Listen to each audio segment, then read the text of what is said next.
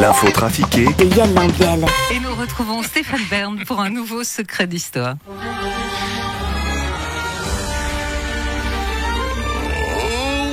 Bonjour Lausanne, c'est Berne. Aujourd'hui, j'aimerais vous conter l'histoire d'un roi récemment couronné, Joël Vicky. Né à Lucerne, en l'an de grâce, mi-1997, ce colosse de 1,81 m et 110 kg fut couronné roi à Praten le 28 août 2022. Après avoir combattu avec acharnement l'ancien roi Mathias Aschwanden, 30 ans, 120 kg pour 1,91 m, devant une armée de 400 000 hommes. La semaine prochaine, je vous conterai l'histoire du roi Bercé, dit le Chauve, qui ravira la couronne au très inutile roi Ignacio, dit l'invisible, sans mener combat, le 1er janvier 2023.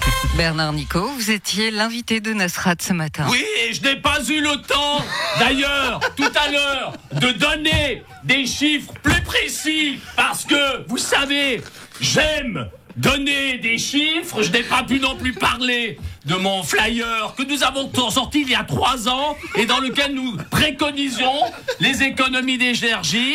C'est vous dire si nous étions visionnaires.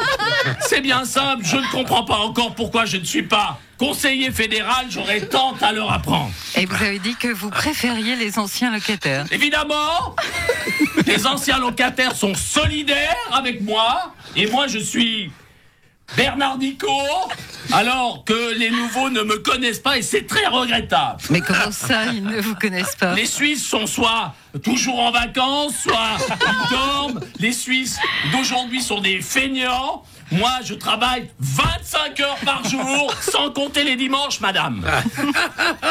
Dis donc, bon. Ah, Christian, c'est gentil d'être venu. Ouais, écoute, c'est sympa d'avoir accueilli Bernard. Et en plus, il est pas loin. T'as pris la bagnole pour faire les 50 mètres.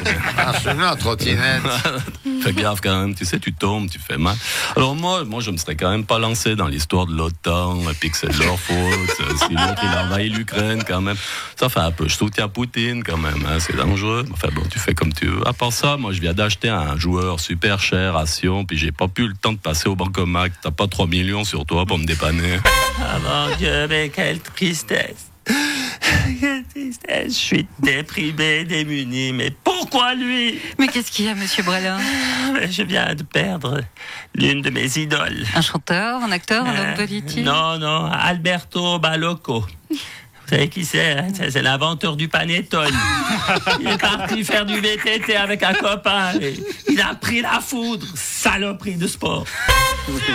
Le LS a gagné contre Vaduz. Il est d'ores et déjà en tête du classement. Alain Casanova, vous êtes l'ancien coach du LS. Que pensez-vous du travail de Ludovic Magnin? Je crois que les résultats parlent d'eux-mêmes. Ils sont là. Il est en train de bousiller tout le travail de sape que j'ai fait pendant des mois. Et c'est désolant. Il s'enfonce doucement mais sûrement vers la victoire. Et ils sont sur le chemin tortueux mais possible de la promotion. Le sommet du classement veut dire qu'ils vont peut-être réussir à revenir chez les bons. J'ai appelé Ludo, hein, j'ai été au fond du bac. Hein, je vous le cache pas, je lui ai dit arrête de leur donner des clés et peut-être la loose va revenir. Fais attention à pas tomber bêtement dans l'excellence. Il m'a dit qu'il essayait, hein, mais que c'était plus fort que lui. Il arrivait pas à les faire jouer mal, quoi. Et de l'extérieur, franchement, ça me fend le cœur. Tous ces buts, ces victoires, c'est pas facile à encaisser. Alors, je pense à sa famille, à ses amis qui doivent le soutenir dans ces moments de liesse. Mais comme je dis toujours, hein, la victoire n'est pas une fatalité. Ludo peut aller chercher la planter, espérer la déculotter, tendre à la dégringolade. En tout cas, s'il a besoin de moi pour que je lui porte un peu la poisse, il n'y a pas de problème, je suis là. C'est quand même beau, cette solidarité dans le foot. Hein.